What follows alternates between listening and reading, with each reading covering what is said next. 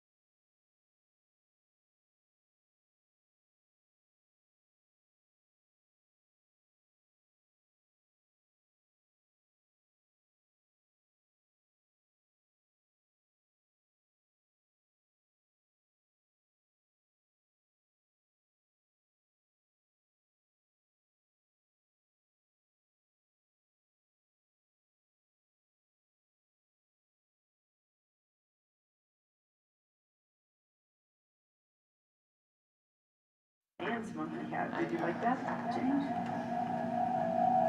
Sorry.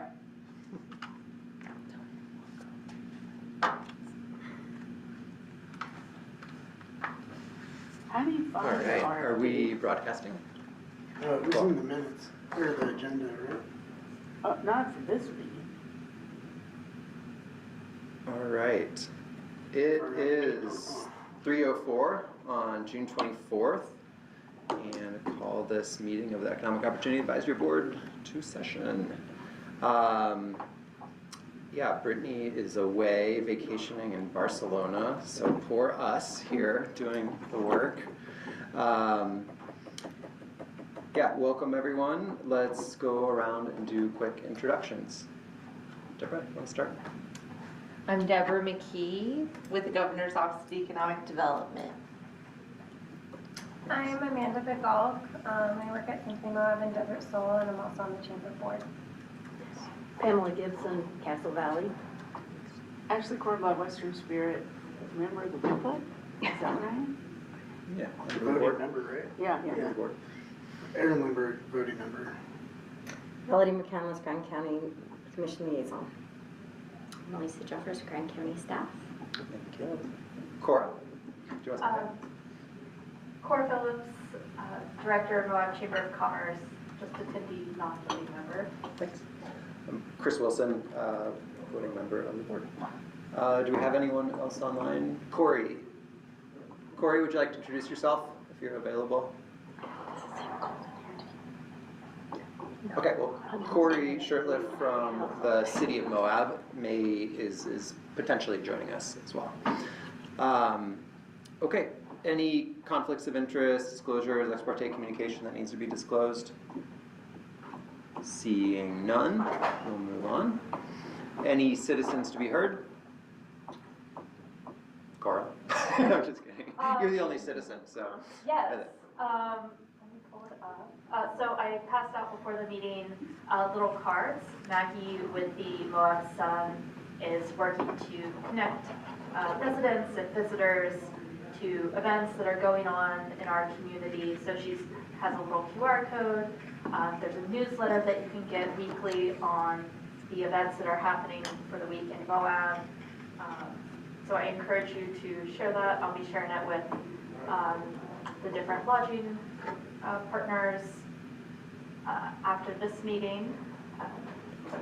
I encourage you to share it. And then on July 9th, the Moab Chamber of Commerce is hosting Dax Jacobson. He's a dean of the Gore School of Business and instructor with the Deborah Smiley, the Goldman Sachs 10,000 Business Program. So he's going to be leading attendees on assessing their feasibility assessment and how to put eyes on the blind spots that you might have in your business. He also has a really awesome podcast called the Rural Towns Project, and I was recently on an episode if you want to listen. Yeah. He's fantastic. Yes. I've seen him speak twice at the San Juan County Business Boot Camp. Really is committed to rural communities and supporting them through their growth. So I encourage everyone to attend. Thanks, that sounds great. Okay. It'll be 5:30 at the Grant Center, July 9th. Thank you, important information. Great, so next up is presentations, but I think what we have for presentations is nothing besides the ones that are specifically listed. So we'll go through updates from folks. Commissioner McCandless, do you have anything like share? Sure. Since we haven't met for a while, a lot has been happening at the county. I'll let Melissa update on lots of the EOAB stuff, but as far as the other boards and that I'm on, so I just got done meeting with Babcock Design for the public safety building, and so that was the first draft came before us today, and it was really exciting because I was nervous that it wasn't going to fit within that, the fixed guideway tax, which is a 0.03 tax that the commission can implement if we have a plan for it and if we decide to do it, and it seems like it might fit within that, which was really exciting. We sent him back with some changes, like to see the courthouse added into the public safety building, but the spot is this footprint but keeping everyone here in this building as we build a new jail on the other side of it. So that was an update, so we'll get, it should be coming forth, hoping to plan a workshop with the commission, the entire commission, and within the next month and a half, so that the whole community can see what the plans are and the whole commission, and then we can vote on that tax to see if it's something that we want to implement. The Canyonlands Healthcare Special Service District is also a board that I'm on, and we have an RFP out right now for the MAPS master plan, which is the 8 acres that's right behind the hospital and the Grand Center, and that's owned by the Health District, and it's deeded to be only used for senior housing. I think I've talked about this before, but we have currently 6 proposals. It closes June 30th, so we'll have a special meeting in July to go over those proposals and to pick someone to start working on that master plan. And that master plan will include public engagement, so I'm sure I'll be letting you all know. That's not due to be completed until the end of the year. That's kind of the timeline on that. So to have that master plan and then to go forward with what are we really going to do. The same thing as the care center is a 32-bed facility, but it was planned to be a 64-bed facility. So within the next 2 years, the care center plans to hire an architect and get moving and get a loan from CIB and move forward with the expansion on the care center. So hopefully breaking ground with that within the next 2 years. So that's really exciting news on that. I'm sure that you all heard that SkyWest was selected as so thank you all for that study and everything that went into getting SkyWest as our airline for Grand County, our regional airport. And I think that they will start like in October is when they will start flying, and that will be to Salt Lake and to Denver. Will be the flights out of Grand County. And I think that's about the big stuff that's been happening. Do you have a question? When will those flights be available? I get calls and people saying. I don't know when those flights will be available. October 1st. But for like They booking won't, them. when will they start to be able to book them? When will they see them? I don't That's a know. good question. I'll text Steve. Yeah, because I know and right maybe now, before the so I end have of a the meeting, I have a meeting with SkyWest tomorrow. Tomorrow? That I think is it's tomorrow. So I have a meeting with SkyWest tomorrow. So Cody from SkyWest, he'll be here tomorrow, and I'll find out more. But I was looking on, you can't book after October 1st with Contour. You can book all the way through September with them, but then after that, I was messing around with it the other day, so. And then if somebody flies in from Moab in September and wants to fly out in October, what does that look like? Yeah. Two tickets, I guess, right? What was that? I mean, it'll have to be 2 tickets then, right? Probably. That's my Sure. I mean, this happens all the time, that you have companies that are moving in and out in small regionals, so I'm sure there's some way around that, but Maybe, I'll- I don't know. yeah, Yeah, I'll ask Cody tomorrow when I have a meeting with him. good questions. Well, connecting to other carriers was one of the problems before, so I would recommend getting 2 tickets. Yeah, take it in and then take it out. Yeah. But yeah, when are they gonna have, the key is when are they gonna have their tickets up for sale? Available, So I haven't looked on any other airline, because it would be either Delta, through Delta Salt and Lake, or United if you were booking that way. Cool. I'm just trying It to should think. be better. Yeah, no, Couldn't be together worse. for sure. Thanks for working on it. Yeah. And right now, there's also pavement projects going on out at the airport. So if you've been out there, they're redoing all the aprons, and we have grants money for that FAA grant. So there's lots of construction going on the runways and the aprons. So it's amazing how they have to, like the regular pavement isn't enough, when you think about landing those planes and the specifications that pavement has to have, or the pavement has to have Sure. for those landings. Yeah. That's Great. all. Thank you. Melissa, you're up next. Most of my stuff is the RCG reporting stuff, so I'll just Perfect. Just hold hold on until we get to the other spot. Sounds good. The other thing that I did want to address, just about the office space and some of the things that we've been working on with Sarah Barstow, is the SBDC role. So in terms of the funding, so what happened with the SBDC stuff is that Grand County had prepaid for 4 years, I want to say, until 2026. of an SBDC role that was dedicated to Grand County instead of the regional representative to represent everyone. And at the end of 2026, that was supposed to expire. In the meantime, during the audit of the TRT revenues that was happening with the state auditor, they basically flagged that and a couple of other things and had said that that was economic diversification funds that were supposed to be spent down by the sunset date, which was June 30th. Yeah. And we wrote the check on June 30th to make sure that we were able to prepay those. Yeah. And so it was specifically flagged in the audit, and they had Grand County restate our financials to be able to incorporate that out to 2026. They still weren't able to spend down the funds by the end of 2026, so SBDC from Carbon County asked for an extension to that. The problem is that if the county gave an extension, we would have to reopen all of the financials and restate those again and reopen that audit, because then you're not only just prepaying for services to avoid the audit flags, you're then extending it and saying, yeah, we did prepay and now we're gonna have to ask for additional time. So we had notified SBDC that we wouldn't be able to extend that contract, that we would have to take a different approach. And I guess in the meantime, they made decisions about reshuffling with Todd. GoEd has supported and put a lot of backing behind Sarah with the small business, with the Women's Business Center to make sure that we can service small businesses and give them all of those consulting services. But Sarah doesn't really have any office space. So the county has arranged for her to have office space so that she can have office hours. So we've worked that out with her, and then I think that GoEd is working with SBDC to try to find, with USU, to try to find regional services, I think maybe to serve Grand County. So I just wanted to make sure that everyone knew that in the interim business services, Sarah will try to accommodate those with her schedule, and we're gonna try to get that messaging out. And she's got office space available at the Grand Center so that she can serve those clients. And the idea is that she'll be servicing all of the small businesses in the...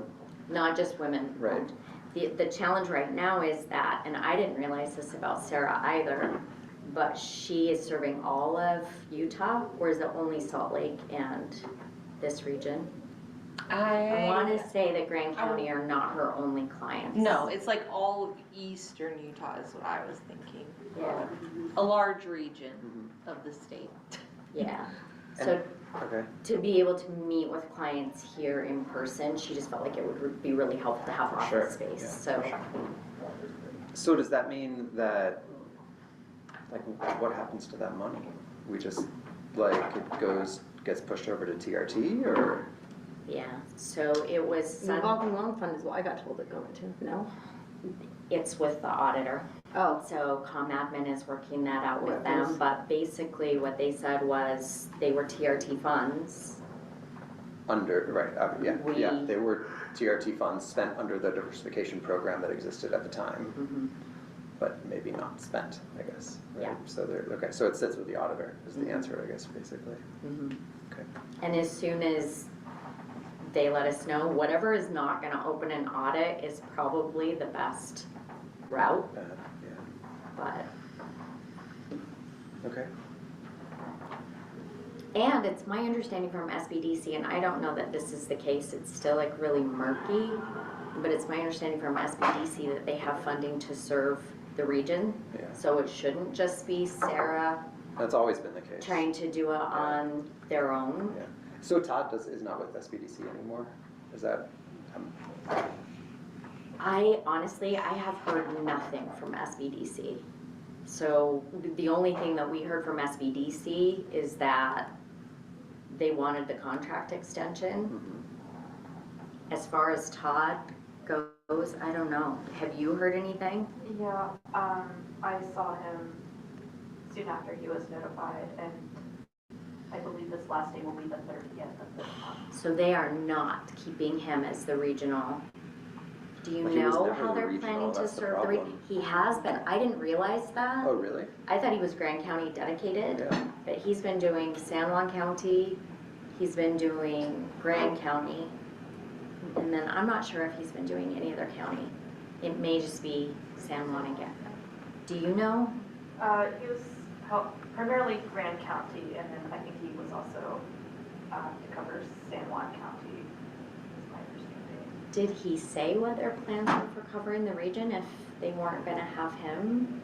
He might be- No, I just know Colette Cox, the director of the Center for Rural Development, has been in on a lot of conversations with USU and the SBDC about how to properly make sure everybody's covered, because the Vernal, the Basin SBDC director just retired as well, so that position is open.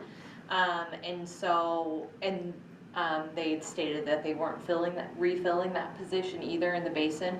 So obviously it's a much wider conversation than just Yeah. Moab, and Colette, my boss, has been taking a really active role in those.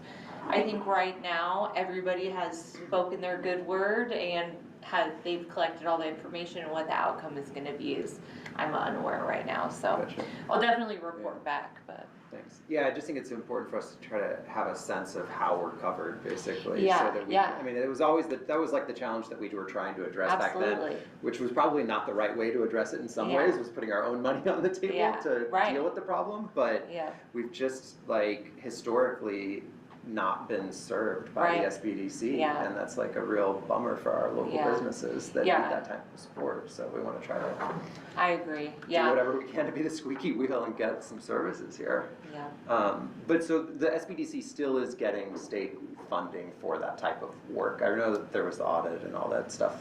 Yeah, I mean, So yeah, there- the funding as of is all now, stayed the funding is still same, there. yeah, Okay, yeah. cool. Just the money from Grand County that was given. The additional, the supplemental Yeah, funds. couldn't be, but, Yeah. so we don't know Okay. what they're doing, we just know that we couldn't continue to, Yeah, no, I get that. we couldn't extend the contract even more, so Yeah. this is already outside of the funding Yeah. allotment, but. No, I think it's just on us then to really make sure that we get the regular services that we're Yeah. still due And Sarah as just a does part of do Utah. all of those, she's not just, for Totally. women only, even though it's called women, but anytime Yeah. she presents, she says, you know, I'm here for everybody, but I know That's awesome. the stigma there could be like, I don't wanna go to a women's business, but there's no preferential treatment between, the only thing that you get as a woman, a business owner versus a man's is you get to be on that website, like if you search for women businesses and directory. stuff. Other than that, the services are the same that she gives to all small businesses.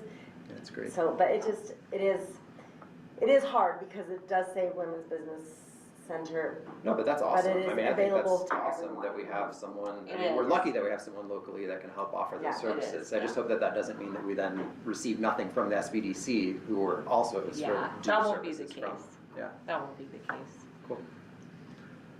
And that's one thing in talking to Sarah too, is she's gonna look at her schedule and set kind of office hours when she's available to businesses, but we really wanna push out the communication of what services that she offers and when she's available. And she has been great, and then one of the things that we're doing with the office space is we're setting it up in such a way that she can use that as anchor and matching funds to get additional resources. That's great. So that hopefully, you know, we can double down and give her the help and the support that she needs to be able to expand her capacity in the meantime. But fingers crossed. Yeah, that's great. Okay, should we then put everything else to the next conversation with Sure. RCG? Which would then have you up, Deborah. And one thing, we'd love to hear any updates you have. And we all received an email from James the Dixon. memo. And we want to get an update from you as to what that means for us in Grant County. Okay, wonderful. I have it on my list. Thank you. How much time do I have, Chris?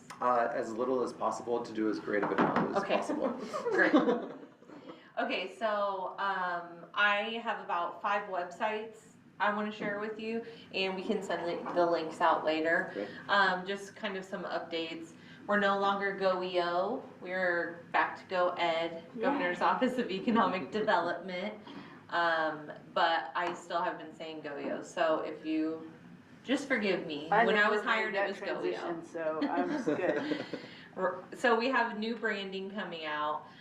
You'll see all the new logos throughout the state. All the state agencies are getting rebranded, so you'll see kind of the new logo and stuff. It's pretty cool.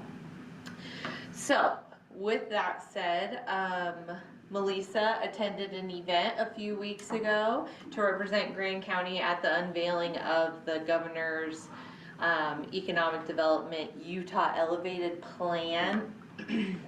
So I'm going to show you it's located on our website.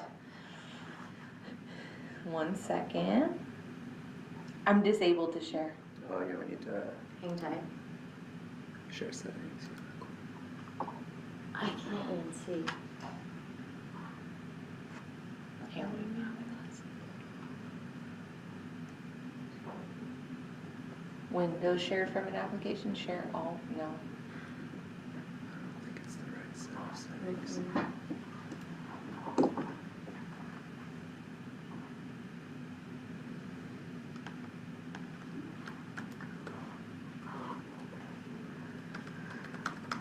Okay, so I'll keep talking.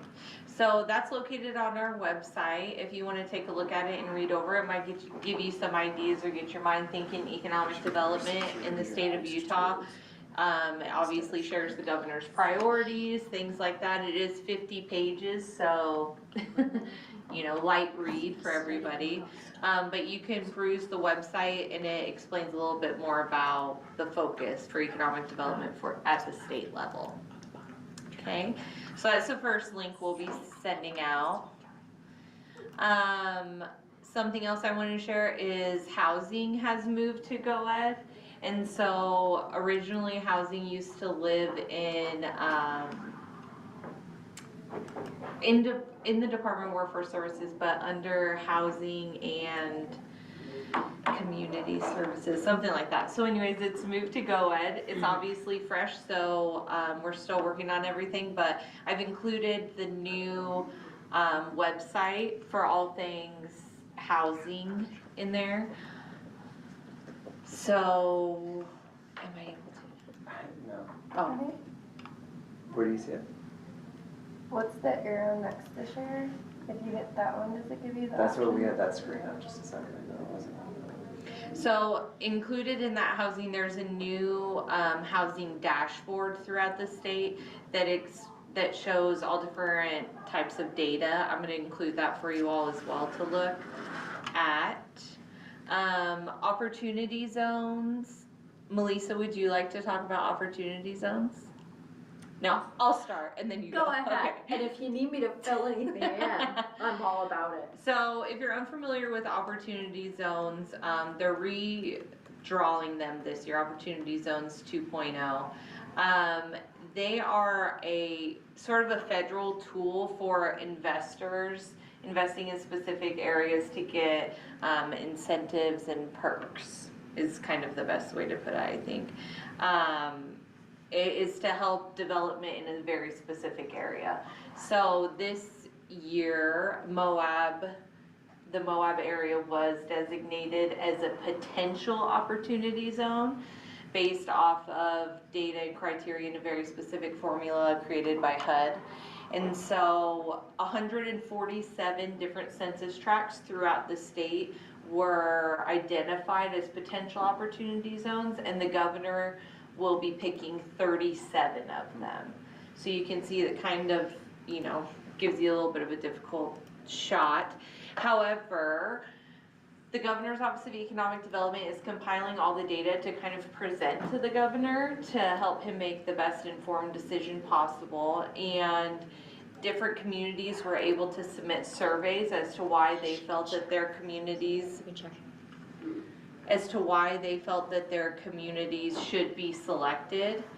And I believe Moab and Grand County area submitted some information. Not that we're competitive. And so just know that, you obviously have a great team that's fighting for the designation of the opportunity zone.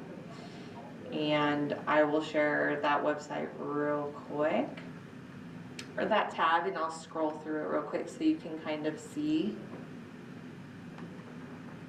In working with the economists too, it's interesting because things like of the 4 categories to compete, one of them was how closely you align with the Olympics and how much you're part of the Olympics strategy.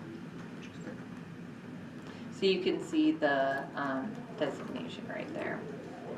And then there's more information about opportunity zones, if you want to learn about that, the timeline, everything, how they were selected as opportunity zone, everything like that. So more interesting things to learn about. Also, we updated our grants page on our website. You can see here, since you all work so closely with our grants, this might be something you're interested in. We have a new grants calendar on here that shows all of the deadlines for reporting, which you're obviously very involved in, application periods, things like that, and then all of the information about our grants. So for instance, the rural county grant, there's all these additional downloads here. I also brought some of them because I had them in my office and thought, why not?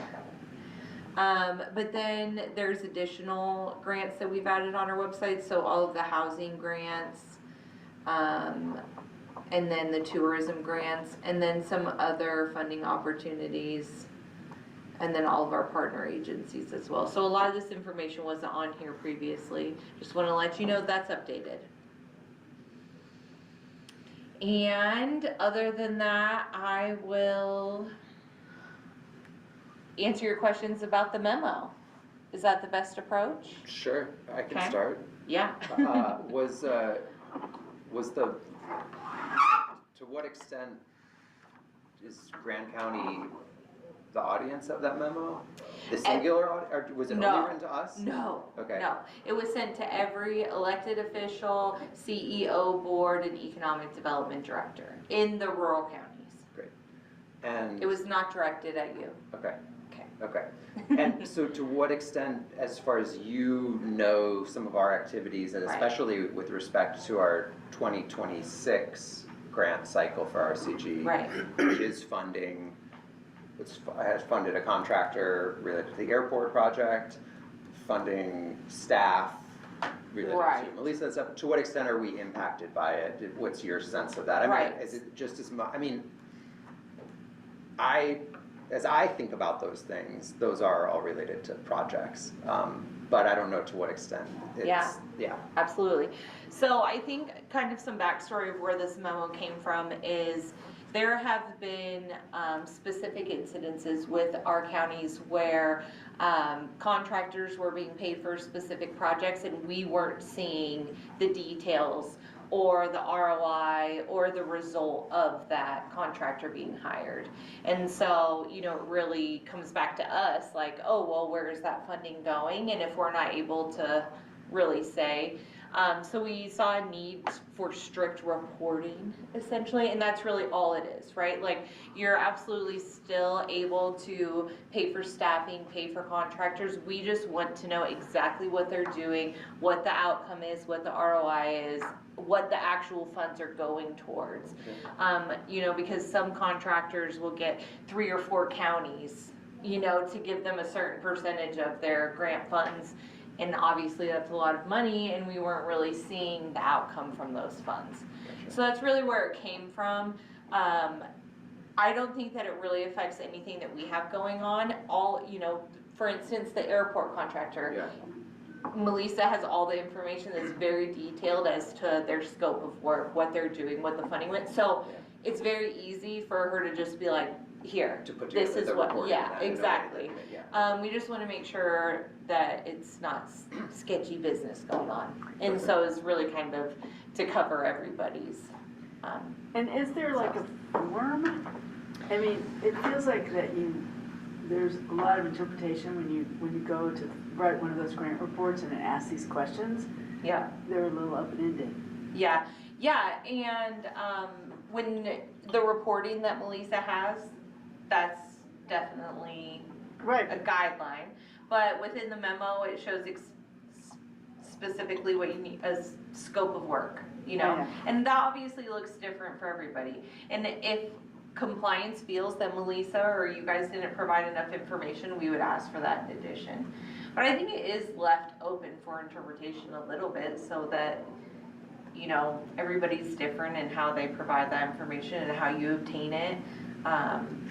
Yeah, but We just really if try you're- not to pigeonhole, I feel like, I you get know. the tension between those two things, but Yeah. it's kind of like if you say, oh, applicable scope, you know, Yeah. having this there. But anyway, so we should keep a hold of that memo for the next few Right. years because Yeah. we're gonna be needing to, Yeah, and there's actual like administrative ruling documents like this, you know, like our state statute. Oh, okay. We have administrative ruling that I'm happy to share that kind of shows on our end what we're required to provide, if Sure. that's helpful too. yeah, I don't know. But, you Like, know, we really try to be, it's because some counties and, you know, their recorder's doing it, or like for the RCOG, for cities that apply for that, it's like a treasurer. Yeah, Like, we try to really be accommodating to rural who might not have the resources or bandwidth or know-how. to do sure, but some I mean, of I don't these know, things. just having a form that says these are the things Yeah. you should be addressing would save some time, because you're kind of like, you write some stuff and you're like, am I good? I'm not sure, Right. you know? Yeah, And then you wait for the message like, no, you need more information, Yeah. and then it takes management time on everything. well, that's great feedback that I will send to James Dixon. Why not? You Just know, say this is a new, obviously a brand new thing, that It we doesn't wanted have to be include. required, it could say suggested, Yeah. you know, and then you would at least be in the ballpark. Yeah, Because I know. so you think that would be helpful in the application or in the report? Both, because if you're gonna do the application, you should be aware of the reporting requirements from the beginning. Because then you know exactly what you need to be tracking and you aren't going backwards. I mean, Okay, and maybe James is already planning on that? maybe so. I don't know. I mean, I get it that you wanna be flexible, but I think that you're actually supporting the grantee by making it a little more Yeah. straightforward. Makes And just sense. saying, here's the kind of stuff you should be tracking while you're doing this project. And Okay. that way, if you're like, oh, we're not gonna have any of that data, you kind of are like, maybe this Cool. grant isn't right for us, you know? Yeah, I'll And you bring would it know up. that ahead, yeah. The other Great question idea, is- Ashley. I just trying to make it faster for everyone. When is the governor gonna make the decisions about the opportunity zone? September, And does it retroactively apply, or it's only for new investments, like if you, new, okay, interesting. All right, September, okay, thanks. September. But usually those things are by tax year, right? Right. The incentives, so it works, so. Yeah, but there was a 1.0, I don't know the exact dates Oh, cause they between the call it the 1.0. 2027 And zone, then so 2.0. that's gonna be for the following year. Ah, Cause that's what they, I was just Oh, looking I at the see. maps, Yeah. like, So- cause we were an opportunity zone, or are I an thought we opportunity zone. were. They But that's the completely last round, and this is a changed the 2.0 program. new program, exactly, Yeah. so it looks, but they're calling it the 2027 So program. that would mean that any investments done in 2026 would not. Probably don't I fit don't in think it, so. but most likely, I mean, I don't know. It's super, super competitive under the new IRS ruling because they've cut back to a fraction of the opportunity zones in every state. So the state of Utah, I think, only retained 20% of its capability to provide opportunity zones, which is what made it a competitive process now instead of the tract grant. So just the whole way that they are doing it is completely different. The governor should have appointed an anonymous committee, just saying. Anyway. To decide on his Yeah. behalf. Okay, anything else from your side, Deborah? Nothing else from my side. I'm sending out all of those links for all that extra reading material, and I do have the state statute, if you wanna look at it, rural county grant, and then the actual state statute for this board, Great, for your taking. thank That's you. all, yep. Super helpful. Okay, so now let's move on to this, so 2026 RCG reporting, which is officially due at the end of July, I think, but the sooner we get it in, the sooner we can be moving on current year funding. So Melissa gave us a bunch of documents, and I'll pass it over to Melissa to talk a little bit about where we're at and what you need from us. I mean, this is one of our sort of like statutory responsibilities as a board, is to participate in the reporting. Okay, so reporting. Could you share the link that I sent you to the documents file? Basically, so when you talk about the reporting requirements, making sure that we're following reporting requirements, whatever, there's just not a lot of guidance. So we completely created a whole new system. You to want be able this to measure- sub-grant spreadsheet? Yeah, yeah, if that's okay. It is. So we just created our own process and our own set of documentation. This was the first year using it. I would be really curious and would love to follow up with grantees to see what their experience was, if they felt like it was too time consuming, if they felt like it was too difficult, because this was the first year that we've really used it. But essentially I wanted to create something that it doesn't matter who's responsible for doing that reporting. They've got a system now that they can follow, make their own, edit, change, but at least there's a place to start. And it started with making sure that we have everyone's scope documents, original budget requirements, any terms that they had in their contracts, linked to their contracts so that we can reference those at any time.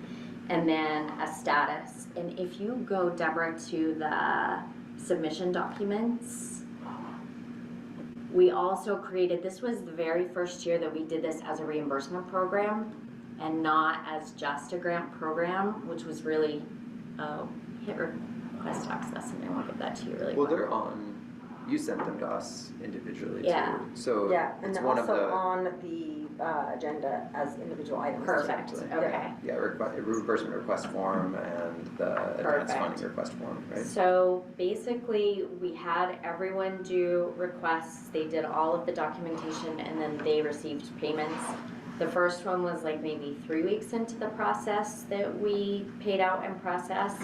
The last one, which is the only grant that hasn't been completely paid out and won't be, is gonna be listed in the reporting spreadsheet as encumbered funds, and that will be the golf course.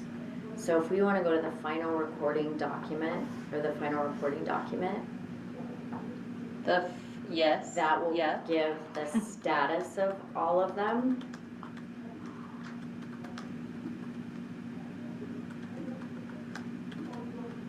This one. Am I right, this one? Yes. Okay. And I'll look at my own. Because I'm not gonna be able to see it up there. So on the final reporting, you can see what has been paid out, what has been encumbered, and then what we're proposing that we would use for the rest of the funds that haven't been encumbered. And there's nothing remaining that hasn't been left unused. So Artesian Artesian Moab Brewery, Moab Area Chamber of Commerce, Rock Tots, and Jaspers will all be paid out during the reporting period. We will go over on the Moab Golf Club because we want to retain that final payment until their study has been received. So we've already paid out the retainer for that, and then another payment for travel and other services. So now we're just waiting to get their final invoice when the work is completed. And then we received for multi-mini amount $12,600 as a payment request. So that has gone out. And then that leaves $17,386 remaining. And then we've just detailed what we're proposing that we would use those funds for. So I don't know, like if we just want to go through questions or talk about it, or you want specific, the specific reporting is in the packet to the extent that we have it. The one thing that I can speak to with confidence is we haven't yet received every last narrative for final report. We've received 4-ish, I think. But the one thing that we are confident about is that we've received all of the receipts, all of the invoices, all of the financial documentation that aligns with original budgets and aligns with the contracts. I mean, first of all, thank you for this. Like, this is the first, like, true, full accounting that I've seen for the money that we've spent in this way. I mean, not that other previous years haven't been accounted for in some way, but, like, in detail, what's happening to it, the dollar, that's awesome and really important for us, so thank you for that. And it makes it a lot easier. I mean, currently, you know, we're still chasing down some of the reporting from the STAR grants, Yeah, you know, and exactly. it's, I mean, it was on there, and it's not fun. It's Yeah. so, this is really nice, and it's nice for all of us to know where the money's going and that it's effective, even though, I mean, we may or may not do sub-grants again. I mean, I know last year it was like, let's do this, and it might be, this year we're not, next year something else. I mean, we've got some big plans in the county that we can roll a bunch of stuff into, but I think it's awesome to have it. And I have it saved, and Adamant has it, and it's not gonna go away with like us going away, so it's a process that's been completed, and we can tweak it, change it, keep it the same or whatever in the future. It's really great. A lot of work that we won't have to do. I mean, the other thing that comes up for me is and I guess this is maybe what will happen when you have a reimbursement style program, is that you're likely to come up with a slightly different number at the end than what was, projected at the beginning, and that's what that 17,386 is related to, right? So obviously that wasn't a part of an original request or an action by the commission or an application to the state. So what do we need to do at I guess multiple levels in order to have that be kosher, to have that be squared away? Like, I mean, it makes sense that if you have remaining funds, I mean, to me it seems reasonable to use those internally if there's a need. But like, what's the process? What needs to happen there? I don't know.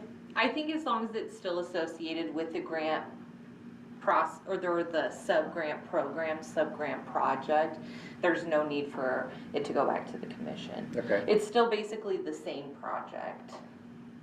The overall sub-grant, sub-grants. yeah. Okay. So I think if it was something like super drastically different, then that could be a conversation, but I don't see it being an issue. I wouldn't advise that it go back to the commission. Okay. Why would it? I don't see why it would. If it was like, We did what we said we were gonna do. right, but if, And now if we're you had gonna do something extra- else too. Yeah. Oh, yeah, what are we doing now? Well, that's what, I can't really see it. it says. Let me zoom in. Software, conference and tools for economic development, capacity building of new, I mean, it's basically, the proposal is Oh, to to use it fund the within the office. economic development Yeah, office. got it. Because it's remaining funds being used by the office for economic development But I think the activities. commission asked us to do that, so it's sort of circular. I think so too. I think if it was like something completely different, like you were gonna give it, I don't know. Sure. You were gonna do something at the Spanish Trail Arena maybe. Yeah, Then you. Build chicken Well, and coops. last year we wanted to Yeah. keep some of that money, but because Right. we had advertised it and had so many applicants, remember, I was like, no, we should Yeah. just sub-grant it all out. So I think it's fine, Yeah. because it's, It's still the same project. Yeah. And so, what do you, I mean,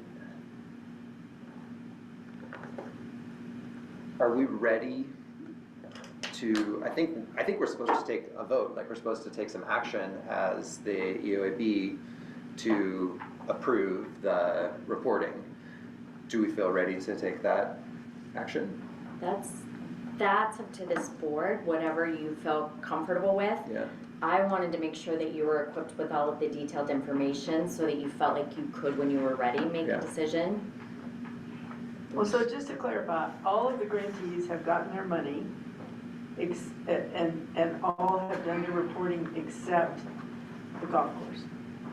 All have done the financial reporting. Most have done the narrative, which I'm less edgy about because they submitted all of their receipts and they've been paid out. The golf course, we put in the report that probably they'll be paid out in August when they receive their final report. But we already know how much it is and we know how much we're paying. I just feel Report edgy from their about paying them consultant. before it's done. Yeah, the Yeah, master got plan. it, got it. Yeah. Okay. If you guys are comfortable with holding those funds, that's my recommended option. If you're not, we can just pay it out. Like, I don't expect at the last minute they're not gonna finish the report and just bail. But it kind of feels nice to say, we're gonna keep them encumbered and we'll keep it in the bank account until August when they deliver that report. But they've flown out, we had great meetings with them, they met with the city. They've produced some decent work product so far. The only thing that the golf course hasn't received are like the final architectural plans and the final business plan. So I thought it would be nice for us to be able to hold those funds for just a minute until we get that in. It totally makes sense. Yeah. But so do you want a motion, like, I think for the purposes of this board, we're done with this. Yeah, let's And we need to move on. So if we do a motion now that says, we approve, what do you want, what does the motion We say? approve the reporting completed by Melissa. You've participated We in could the reporting approve this process. specific document and, Any changes necessary to it to include future narrative reporting. You know, we should just give her in advance our blessing on additional narrative reporting that would go in. Right, and then it'll be complete. well, like, we That could be feels good. explicit in the motion. We approve Yeah. it as is Yeah. with the addition of the outstanding narratives from You wanna make the remaining motion? grantees. Make the Okay, I'm motion, trying. you've got it. We approve the distribution of funds and documentation report Reporting. and reporting.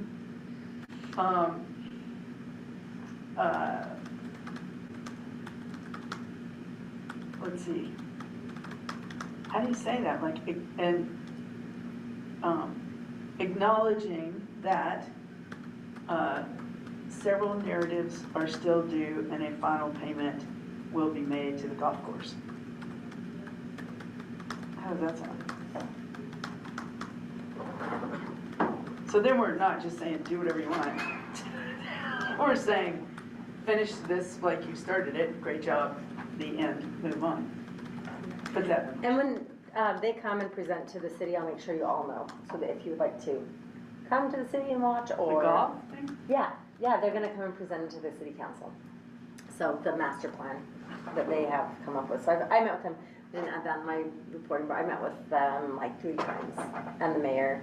And so kind of got an idea of, they had a good idea of like what would How the much city money allow. are they gonna need to do the plan? Oh, man. That's gonna be the A lot of question. money. So just the sprinkler system itself, you know, he's like on the low end, $3 million. Yeah. And that's the number one thing that needs to be done out there is the sprinkler systems. And so, but they have so much land. I mean, there's so much land that's owned by the city that they could do a lot with it. And but then it's like, is the city even willing to do that? And that was my thing. I'm like, that's, the city has to answer that. But it seemed like they were willing, you know, housing out there, so they could lease the land and put some housing out there, and that land lease would pay for all of the things that could happen out there. And then public-private partnerships where, because the clubhouse, you know, is a big draw for people to get married. I mean, it's beautiful out there, so if they could do a convention center out there and the clubhouse where you still have golf happening, but then you have a convention center, but that would be, so it's basically a plan, but it wouldn't be the city doing it all, it wouldn't be the golf club doing it all, it would be multiple different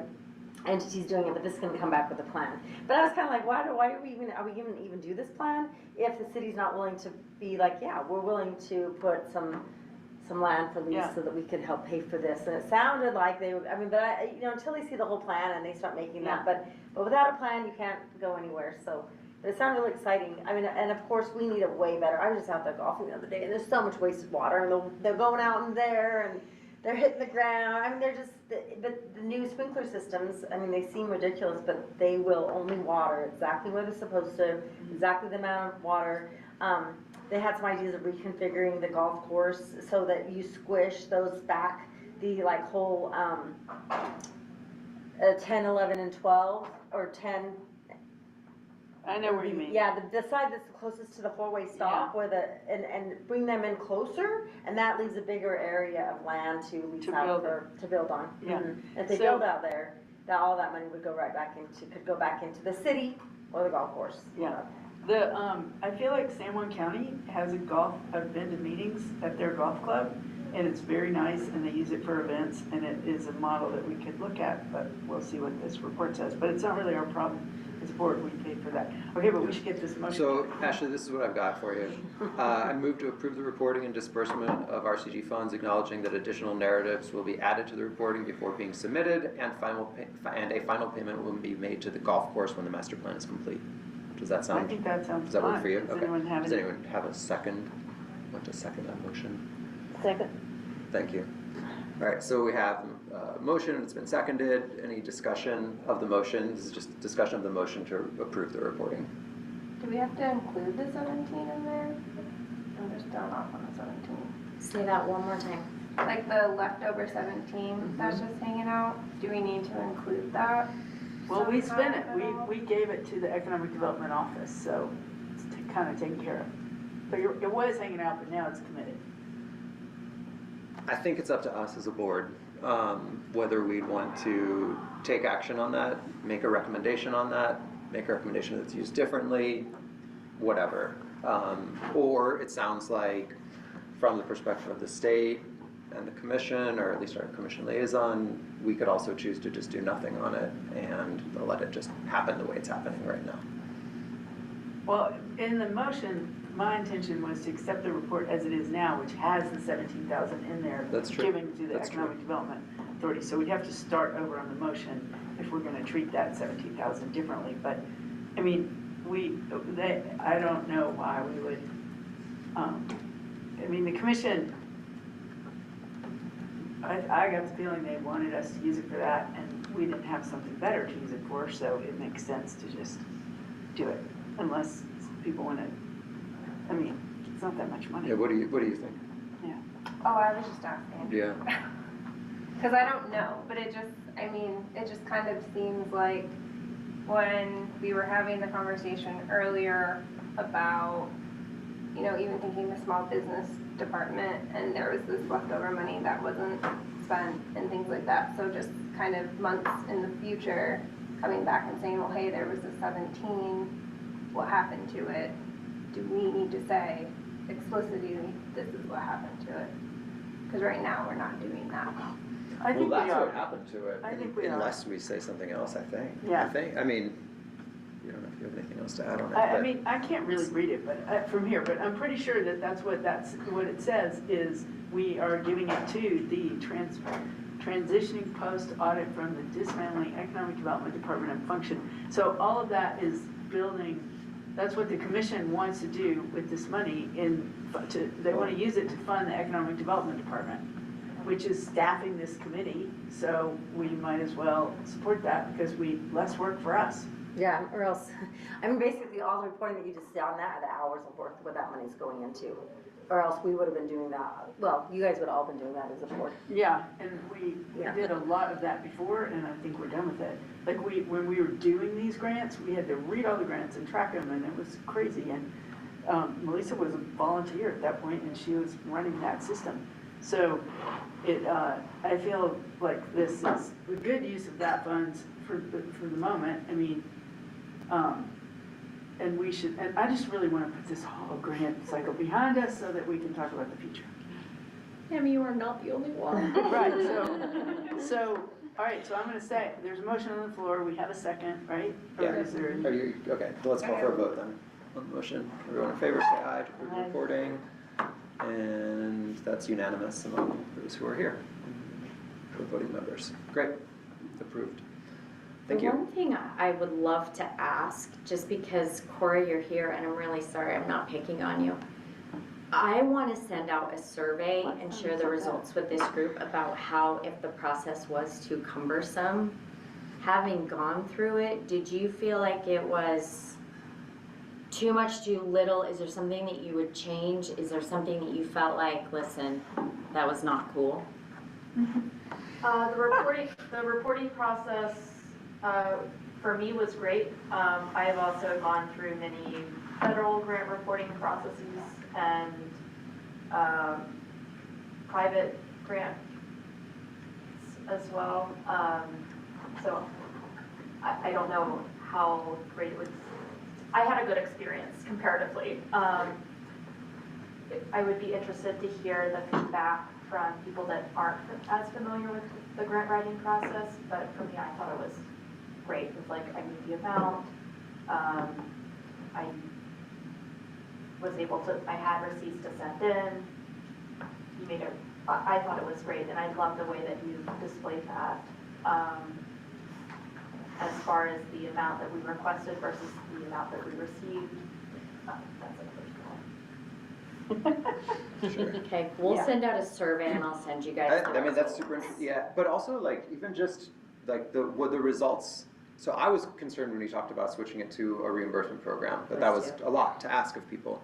I think the numbers speak for themselves. You dispersed the money, like, they did it. All these grantees, we have of various They types of came up with the organizations, cash, they and figured then- it out. yeah. They got receipts, they did a project, like, we spent the money, like, it worked, so that's awesome. I mean, I think it proved it a feasible way to do it, and we now, as a result of the way you structured it as a reimbursement program, have a full accounting for every dollar spent. So We that's, did those have are people- huge accomplishments. We had people use the advance and we tested that also because the golf course, instead of going the reimbursement, they filled out to have the invoices paid. And that worked out well too. Great. We're still, That's a great way to do it too. Yeah. Okay, are we moving on Perfect. to the next grant cycle I think so. officially? Right now? Yeah, we're ready to. So, so this next grant cycle though is the one for this year, which is the one that has supported already the contractor for the airport to negotiate there. Some salary for Melissa and having an economic development department. And there is, so that adds up to around 100,000 of the 200,000. And it was budgeted by the county commission for the remainder of it to also go to economic development, internal county use of economic development funds. And that's their development prerogative, and we don't have to do anything, because they didn't ask us to. Well, it's sort of an interesting point here that we're at. I mean, I think that there's still within statute the sort of like job that we're supposed to do of making a recommendation. So obviously what we recommend or don't recommend won't have an impact on the budget because that was approved by the commission, right? But we still have the opportunity and maybe responsibility to make some sort of a recommendation there. I think there's like two things to consider here. One is there's another $100,000. Maybe Melissa can give us an update on what the plan is with that. And then separate from that, we can talk about if there's anything else that we want to include in any recommendation or whether we don't want to make a recommendation or whatever. Well, my understanding of the state's description of how this works is they give the money to the county decides what they want to do with it. And so prior to this, the county said, we want to do grants, and they gave it to this committee and said, figure it out.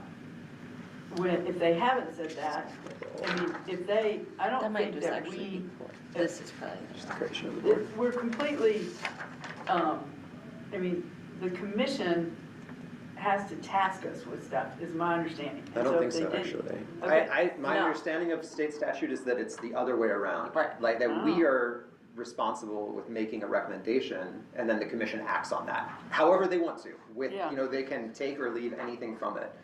And that's what Okay. did not really happen No. that did exactly not. that way this past year, so that's where I think there is. Well, you some guys space for did some advise discussion. on these before the money was spent, So far. right? Yeah. So far, well. So technically, no, you're still in compliance. I mean, I don't wanna Whatever. put It us in doesn't not in matter. compliance, but. Right, yeah, But yeah. we advised on the contractor Like the for airport before that money was Before that money spent. was spent, that's the extent. but that's the only one that has been done so far. That's what she means by it's in compliance.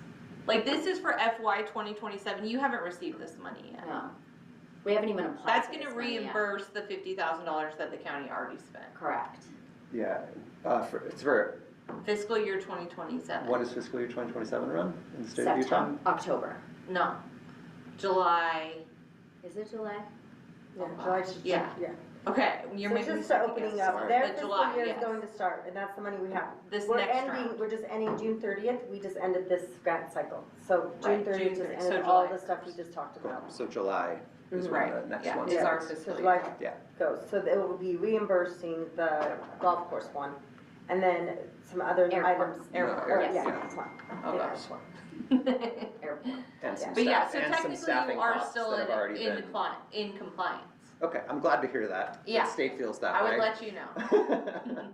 I think there's still some space for discussion on that, but So yeah, here's her. I But came let's, yeah, prepared for but that. perfect. So the way that I feel is, it is the board's duty, obligation, whatever, to advise. And so I wanted to make sure that I'm doing my homework and sharing with the board, here's what I would recommend. And then you guys do as a board whatever you feel like you need to do as a board. But before we do that, just because we have our commission liaison here, so I'm gonna take advantage of that opportunity to have their ear so that they can take this back to the commission. Because I don't really understand where it is that we're sitting and what the intent is and what we wanna do moving forward. So my understanding of this, without having any specific conversations with the commission, is that we basically had an economic development department that was paid for out of economic development diversification funds. And after the audit, the one thing that I do know is that was completely gutted. And when I say gutted, I mean that there wasn't even $10 worth of budget. I have been buying my own software or licensing my own things, or like I wanted to go to Utah One Summit, so I paid for that myself, and then we got some grant money from CERTA or whatever. There's just no budget for an economic development department. So it's my understanding that we want to be able to build that, we want to build that capacity, and that this is sort of like a recovery year. So we use the budget, we pay for some staff from the RCG funds this year, and this is what we have absolutely no clarity on. My assumption would be is that once we build that capacity, or we begin to build that capacity in that department, that at some point we wouldn't use our CG funds for that. We may just say, hey, this is how we fund economic development, but I don't know. And I think that that's something for the commission to be able to talk about and say, what is our plan long term for economic development? Is it important to us? Do we feel like this is a function that we want to invest in? Or do we kind of feel like it works just fine to have it run with the RCG funds and other counties do that, and that's how we want to do it moving forward? So as I was looking at putting together the plan or the proposal, without having that context, I'll just say that that's kind of my assumption is, we're not really sure yet, so we're gonna do it this year. And the intention is we wanna decide as a commission what our long-term strategy is, how important that we think it is, and how we feel like we need to invest in that, or if we do think that it's a long-term RCG funding solution. So not knowing that, I've crafted it all as capacity building. So I wanted to use the same form that we have to use for reporting, because I don't want to keep duplicating efforts. Man, this is a lot of paperwork. So I'm trying to streamline it down and make it as easy as possible for this to be passed along to someone else. So using that same format, the way that I've outlined it is we've already got the vote on the Kenyon Lansfield Airport of the $50,000. I did verify with them, Chris, that they have used all of the 50 and they will also use more than that. My assumption is out of the airport budget, because now what the contractor is doing is they're helping define terms. So they've pulled every contract that SkyWest currently has with small airports. And they're reading all of the fine print, everything that they have given to other airports, and they want to make sure that we are getting the best deal possible, including here's how many local people that we want you to hire. Here's what we consider to be a living wage. Here's what we need you to understand about affordable housing in Grand County. And they're doing that on their own. But it's my understanding that that's above and beyond and will be coming from a different budget. We haven't been asked for any budget or funding, so I didn't accommodate for that. And then if you go down to the county use, the commission had said during the budgeting process last year that they wanted to use $60,000 for development staff, so I've captured that. Conference, workshops, and training, which I've kind of gotten a list from GoEd about what they recommend, what they think that would be helpful, and I've accommodated for that in the budget. And then memberships and partnerships, I have at $30,000. The reason why I have it at $30,000 is we still don't have an exact number from EDC Utah, but for what we need, they had said, oh, between $20,000 and $30,000. So I'm like, okay, I don't know what that is exactly. Can you go into what EDC Utah does? Yes, so EDC Utah has been contracted by GoEd to offer a certain specific suite of services. Most of them are around, and Deborah, you would know a lot more about this than I would, but around the idea of attraction, retention, expansion of workforce. So us being able to say, here's our strategy, here's what we need you to do for us, and then they would go out and their job is to bring those folks in. So we have neglected our membership. We're supposed to be paying a baseline membership and we neglected that. So our county profile at the state level is about 5 years out of date right now and hasn't been updated. So they've got some cleanup work to do for us, and then we've got some things that we really need for them to do for us moving forward. So I've captured that membership in there. And then county profile development, positioning, and marketing are budgeted at $10,000. So those are things like the pieces that we'll use for attraction, recruitment, website stuff. One of the big things that would go under this category for me is I believe that as a county we're in desperate need of a dashboard to be able to help us track some really key statistics that we're not really actively paying attention to right now, to our detriment, I believe. So things like, for example, we have a divergence of tourism jobs. So we're getting more and more tourism jobs and we're building in that category. Unfortunately, those jobs are paying less and less. So over the last 5 years, if you look at those statistics, what you'll see is you'll see an increase in jobs, which is nice, except that they are consistently becoming more low paying. It's not really a great thing. There are other things from an economic mobility standpoint that are not good news for us as a county in terms of what do your outcomes look for jobs if you are born within the county, and those statistics right now for us are getting fairly abysmal. So being able to look at those things and say where are we really trying to focus and where are we moving the needle, those are some of the things that we need. And then I've got reporting, studies, and profiles, and I have that at $10,000. So for example, we know that we've got a huge sales tax leakage challenge in a bunch of different areas. We don't have any budget available to be able to get those standard reports. So I've got that in there. And then matching funds for non-GO-ed economic development projects grants, I've got that at $30,000. And what I talked to Deborah about is I'm calling this seed capital.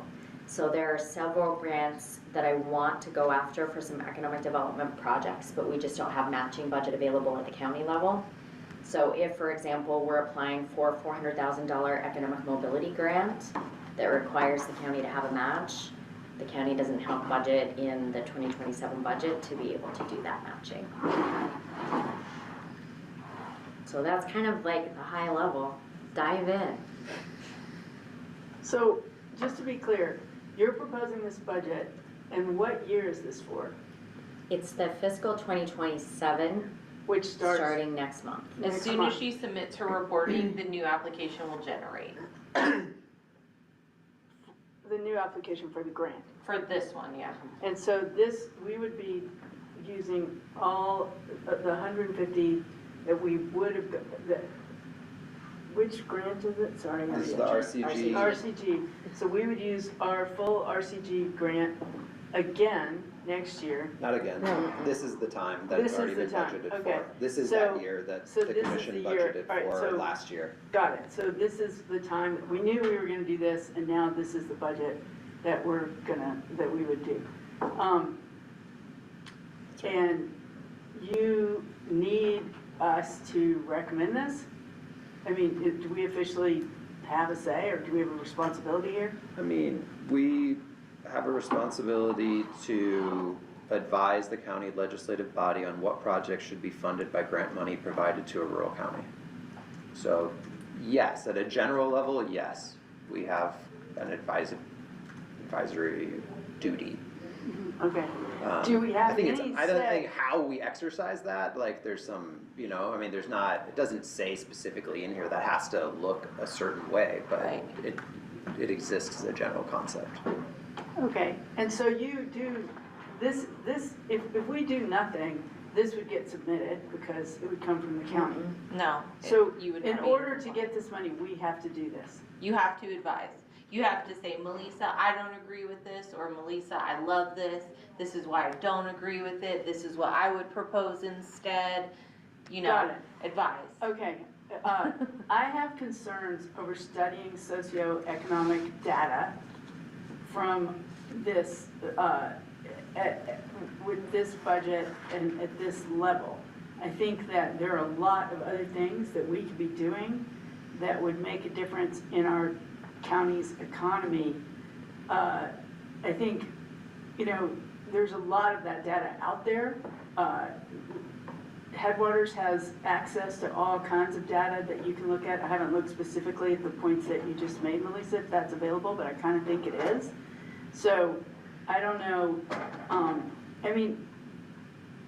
our county's economy depends on visitation to the public lands. And if we want to improve things in our county, we have to acknowledge that, in my opinion. And if we aren't willing to acknowledge that, it's sort of rearranging deck chairs on the Titanic, in my opinion. Because if you're not looking at the main driver of where the money's coming from, it's hard to influence it to do a better job. Like if you're looking at how do we encourage higher salaries for the types of jobs we have, you have to really understand what those jobs are. And we are not anywhere USA. Our data is going to look different from the rest of the states. And yes, we want to improve it, but we can't just keep saying, these jobs are no good, let's keep pointing out how bad these jobs are without suggesting a way to make those jobs better. But if you do all that in a vacuum where you're not discussing why people are bringing their credit cards to Grand County, I think you're I just think it's going to be hard to be effective without acknowledging what drives our economy. So I have some concerns about that. I think we should do some studies and we should do some conferences and we should look at reports, but I don't know, it's hard to say without seeing the specific study proposal if this is a great way to spend the money. I don't think it's enough information. Well, you in your position, you have, because you're on the board and because you have the voice of the board, right? You have the opportunity to bring studies forward to this group and to Melissa. Like if you have specific studies on topics that you think are important. That's why I'm here is to cheerlead you all. Like you guys are the ones that were chosen to be on this board, let's hear it. What studies do you want, Well, I think you have to have a plan, right? And I think are you trying to say I need a staff and a budget to build this department? And then, but we kind of had that Trail to Tomorrow, right? Did that ever get adopted? No. We've spent a lot of money on that plan. And it's okay, there's a plan. Do you work on that plan, or are you suggesting we come up with another plan? I'm trying to see how you're, $60,000, are you gonna have somebody, that's for an assistant? That's her pay. No. That's your pay? Yeah. Okay. So we need somebody in that chair, and you're going to be doing what? So we've got a plan, and we've been working the plan. She doesn't work at all. No, you're obviously doing this. So what plan is it? Do we have a thing adopted into the general plan, or? We're working on the general plan adoption Okay. now. We're working on about 6 key initiatives that are really, really beefy with some giant heavy lifting. Uh-huh. And so basically this budget is in support of that plan. So you guys are making an amendment to the going to be making an amendment to the general plan? Okay. And then, is that all internal, or you guys, but where you'd be okay, we need an economic study to know median pay or something, for example. We could be probably something else. So I need that study, $5,000. Is that kind of the idea? Okay. Yep. So is it common that, is it common to pay your economic director out of? A lot of counties do. Do they? Okay, Yeah, so and that's it's- why we needed to be more direct uh-huh. in what we require, Okay, hence the memo. yeah, okay. I'm starting to Yeah, get all the dots. yeah. Cause some counties outsource their economic development director to private organizations or a consultant. So then that consultant has like 5 counties and they're getting paid from RCG funds from all 5 counties. But many ways to do it, but yes. Right. So by generating a plan internally, okay, I'm just trying to fit those out. It's a lot. Are we going to be like, well, I guess we're not privy to that process then, Well, that's the Right. problem. right? But- Well, I'm just saying like, You But are. we've covered it, like we've, I think they're referring to the PowerPoint that had presented to us at the beginning of the year. Is that right? I think Yeah. that's what she's referring to as the plan. okay, so it's just county generated, in-house, come and going up with that, okay, yeah. I just think on certain things like we've, you know, county spent money on plans and, you know, that's kind of my thing is like, okay, like, is that a redundancy or, that would be my only, I'm like, sure, yeah, okay, we need to build this department up from the ground level. I'm glad to understand that the general plan's moving forward. I see, I understand, sorry. I mean, well, sorry, go ahead. Clarifying please. question, because I feel a little lost. So the last time we met a few months back, and we were talking about, you know, do we bring in Spanish Trail, you know, do we bring out these outside sources? Are we just asking Melissa to bring us projects to vote on?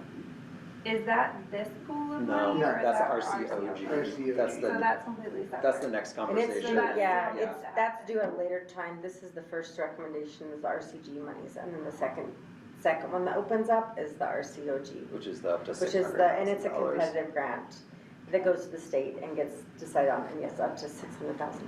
This is guaranteed $200,000. 200,000 just goes, it's basically they automatically open up an get it if you use it application free. and the county gets it as long as they do the reporting every year and gets it. So last year, that has just ended on this year, that just ending on June 30th, 2026 was all these sub-grants. And so now we went through that process last year, completed them all, you know, funded them all and have all the paperwork on them. And so now that new grant application is going to go into the state and to come back to the county, the $200,000.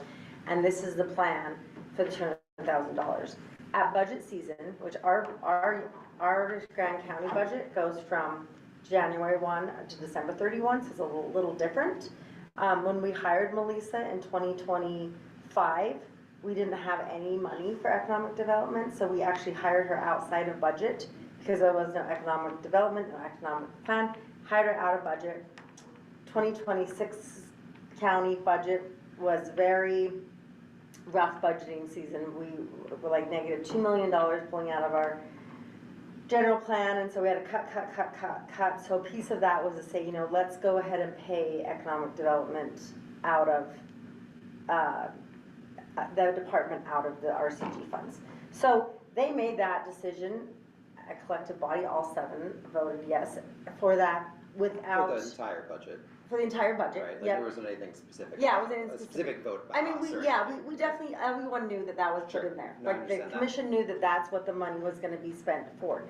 This board still has recommendations, they still have to recommend, or not. It still goes, even if you guys made a whole new plan and said, you know what, we actually wanna make a whole new plan, we have all these plans, we're gonna do this, and then we're gonna take it, the commission can vote and say, no, we're gonna do this plan.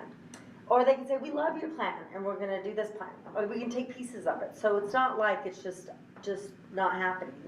The one piece I do wanna state about public lands is that every single commission meeting, and I have other meetings every single week, is that people want diversity in this community. They do not want every single person that's coming here with their credit card to be here for public lands. They want diversity. I mean, that's what I hear, just like we need housing, we need diversity. We need housing, we need diversity.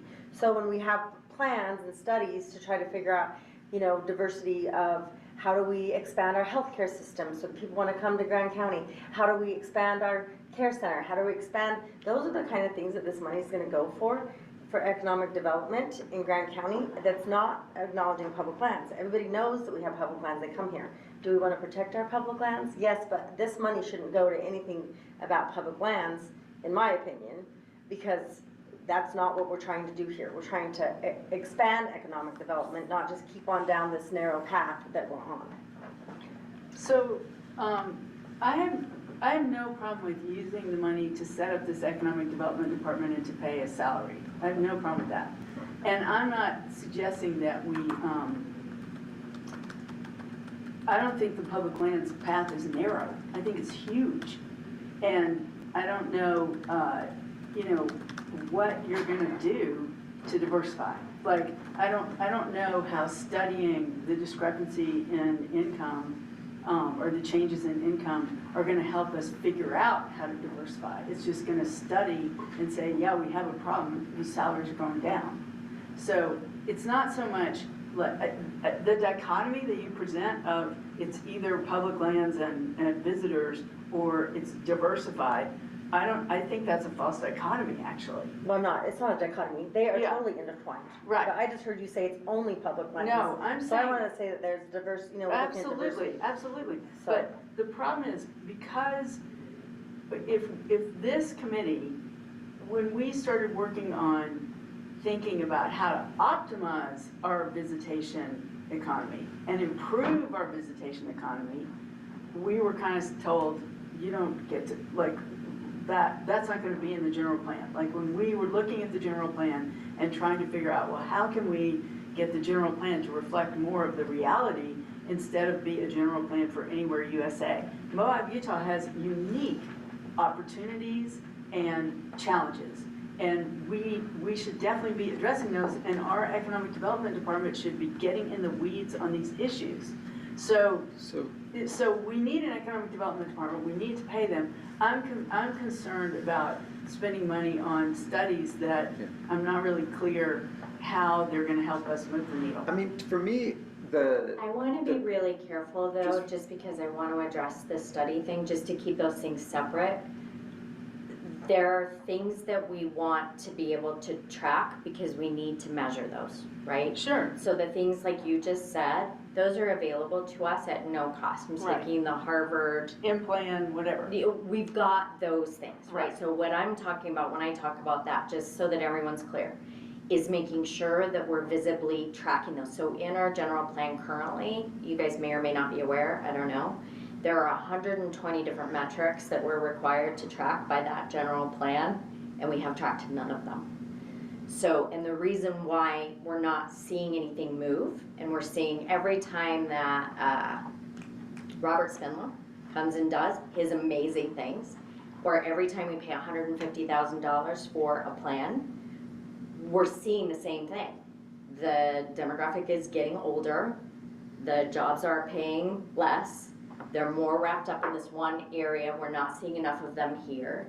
So it's not surprising to all of us. So what I'm talking about doing when I'm saying we need to measure these things is that I want to make sure that we're looking at all of them. So everything that we're trying, everything that we're testing, everything that we're doubling down on, we're making sure that we can track that and seeing over time, can we impact those trends? So I want to be really clear about that.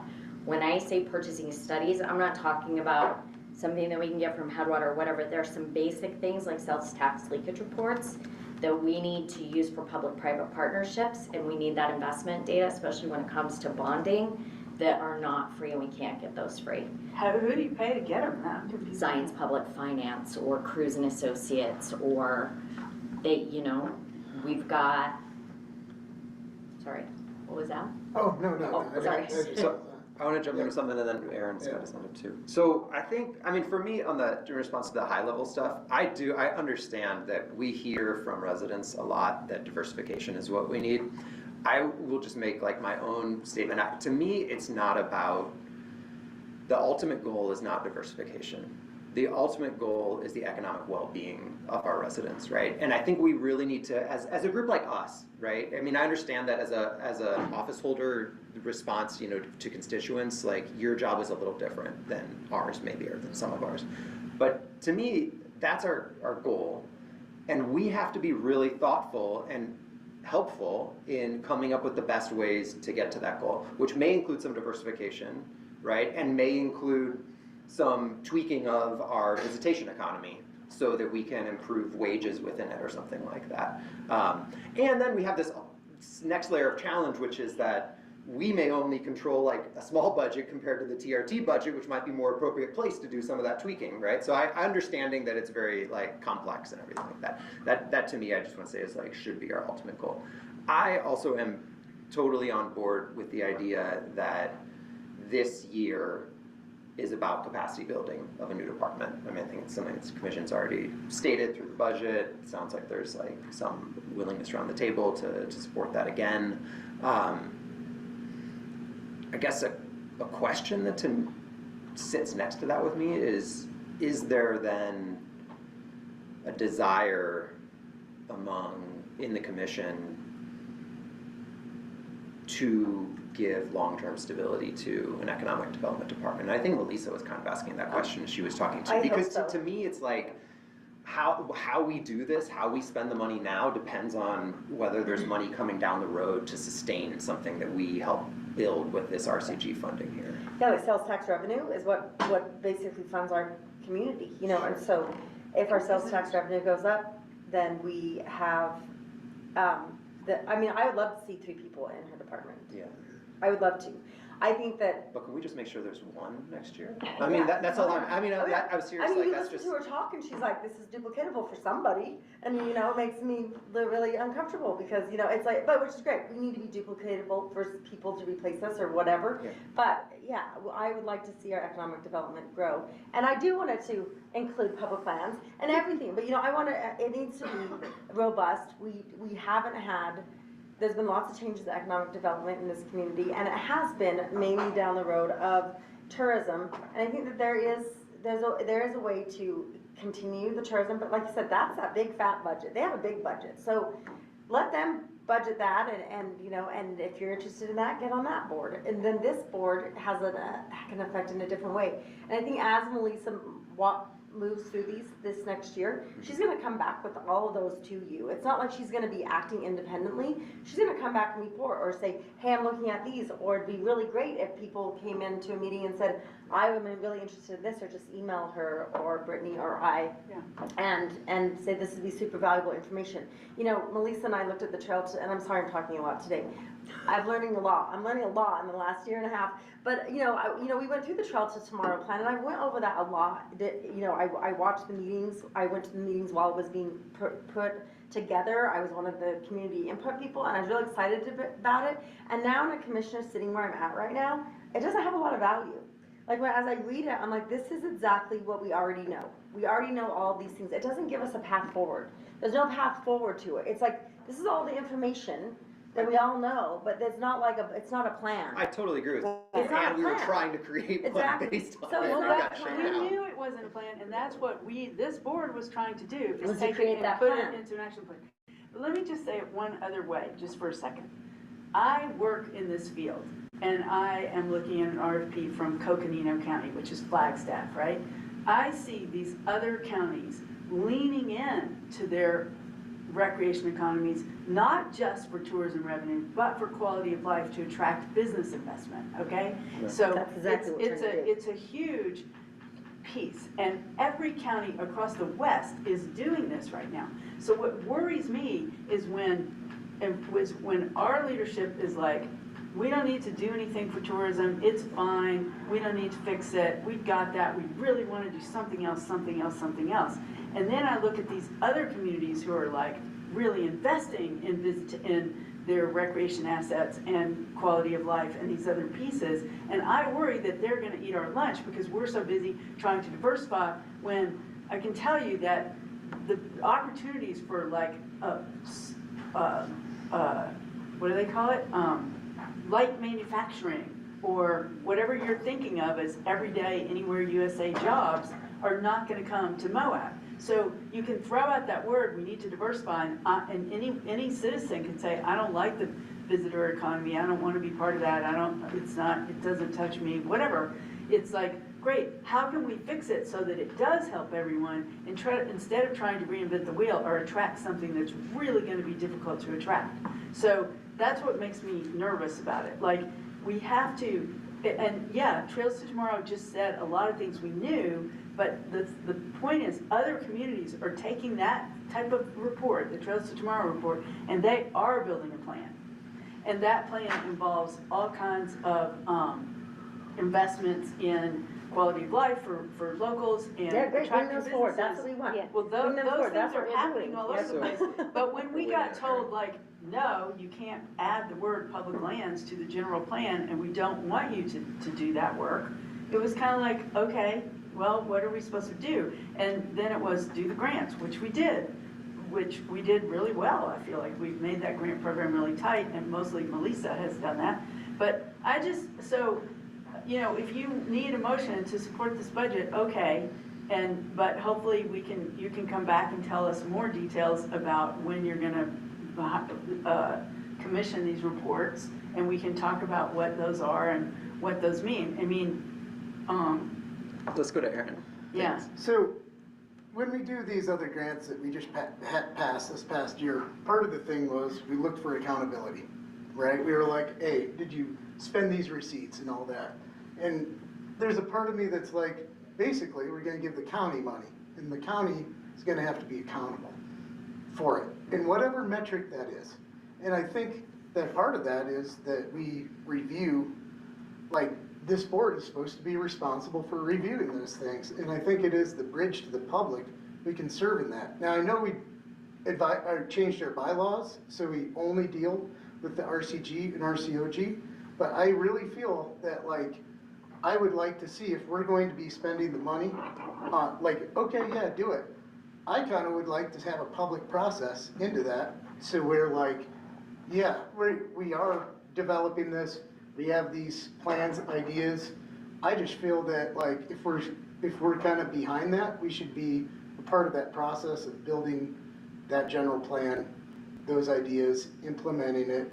And that's kind of how, like, I kind of feel that, like, that would be my wish on that. Absolutely. That's like we give input. Ultimately you guys have the decision, but I'm like, man, I think it's economic development is so important that, like, there is a feedback mechanism between the public, which would be us, and the county and the electeds on that. Yep, that's why you guys are here, to get feedback. I mean, that's what happens every single meeting, so I think you're right on track. But, I mean, the general plan's not gonna be put in this group. It's gonna be outsourced. Yeah. And it will have public feedback, but, I don't know where we'll get, I mean, it's moving along, but the land use code obviously takes precedence over Oh, the yeah. general plan. I mean, they're all big projects, so it's not like it's just gonna, just move along. What I'm You afraid will of see is it things squarely in planning and zoning, it's about what to I don't come want due. is something made in a vacuum without a lot of, like, public input. I think the it's- general I think plan it's good for has the a county. legislative process that demands public Yeah, I'm hearings not just and talking stuff, about the right? general Yeah. plan, I'm talking about, like, hey, we're thinking about Yeah. this study, and Ashley's like, oh yeah, these guys do it already or something. There's a lot of institutional knowledge, and you're like, yeah, look at that Trail to Tomorrow. You guys were already like, yeah, it didn't really do anything. I kind of missed that when I read the whole thing, but yeah. No, it gave a lot of information. It gave a picture of what we have going on. It didn't dictate, it didn't translate that picture into a plan. It was a snapshot of what is our status and what we have going on. And the question is, what are we gonna do about it? Yeah. What are we gonna invest in that's gonna make I that think- better, and which pieces are missing from it? Yeah. And there's, whatever, I It's a mean, process. what do we, So- I just What- think the way- long-term sustainability for any institution is having that long time, we can be like, look, this has always been there's a new commission, no one remembered what they were doing. I don't, you know what I'm saying? I'm just kind of like, if we're trying to build an institution, it helps to have, No, public feedback is part of how you build longevity to policy, right? If you don't include other stakeholder groups outside of government, policy flips and flips and flips and Right. flips with policymakers. If you include other stakeholder groups, they provide momentum that continues on policies across administrations. et cetera, et exactly. cetera. That's what I want with this. I was thinking about this and a recommendation. I mean, I would personally put forward a recommendation to support institution building this year, right? As has already been budgeted, and recognize that that's really important for Grant County at this time of transition from an economic development department that was wrapped up in the tourism promotion department to having a freestanding economic development department that does more than just tourism promotion. I think that's a really worthwhile thing to invest money in. I would also attach to that recommendation a recommendation for the county commission to not budget ahead of a recommendation from this commission. I would suggest to the county commission that we'll get better results with RCG in the future, recognizing that 2026 is an outlier year in some ways, right?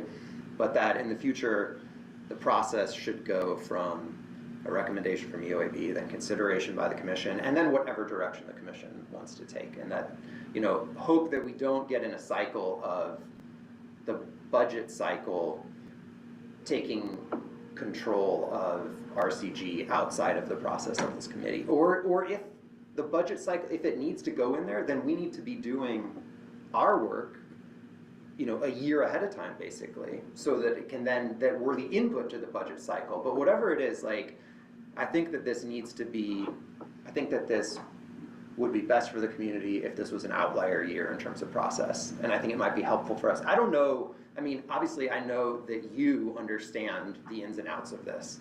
I don't know that every commissioner has thought about this in such detail, And the way really that EOAB appreciate that. links into the budget cycle, et cetera. And so I'd like to, I think this is an opportunity we can take to make a statement to the rest of the commissioners But so about we how that start process our might budget work. process, we start our budget process in 2 months Exactly. for next year. Yeah. So you guys need to start thinking about what you would like to put forth. But I think that that's great I think that's a great recommendation to the commission to put it that way, and that way it does give you guys time next year to figure out what you're doing with that RCG, or actually gives you and Melissa working Exactly. together the plans That after would be she the takes hope. all this information to go for what would be really beneficial to our community next year. Totally. And just one more comment on the general plan. So the general plan is all based on the fact that we signed a strategic plan and we have no strategic plan.